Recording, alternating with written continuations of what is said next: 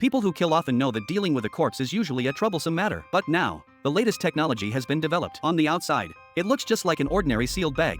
Very easy to carry, as long as the body is placed inside and the button is pressed. Within an hour, the corrosive liquid in the bag will dissolve the corpse into liquid. This way, there is no longer any need to waste effort cleaning up bloodstains. However, today's task for the killer was far from over. He then took out various prosthetics, carefully applied them to his face, and instantly, the dead Tom came back to life. The only problem was that Tom's left eye was fake, so Jack could only use a contact lens as a substitute. His real target this time was actually the groom at the wedding, Miles. Killing Tom was merely to obtain a wedding invitation. Once Miles was killed, all Jack had to do was remove the prosthetics and he could easily escape the scene. In this way, the police would never suspect that the killer they were desperately searching for had long since turned into a puddle of liquid. But while Jack was scanning the surroundings, he noticed that one of the guests had a camera hidden in his chest. This man was clearly sent by the FBI. If Jack acted rashly, he would surely expose flaws. Jack was immediately annoyed. The employer never mentioned that there would be FBI agents on site. Therefore, the pay had to be increased. While Jack was arguing with his employer, a waitress suddenly burst in. Lena hurriedly scooped fresh oysters out of the water, but suddenly she was startled by Jack in the corner and nervously said she hadn't noticed him there. Jack wasn't sure whether Lena had overheard something she shouldn't have,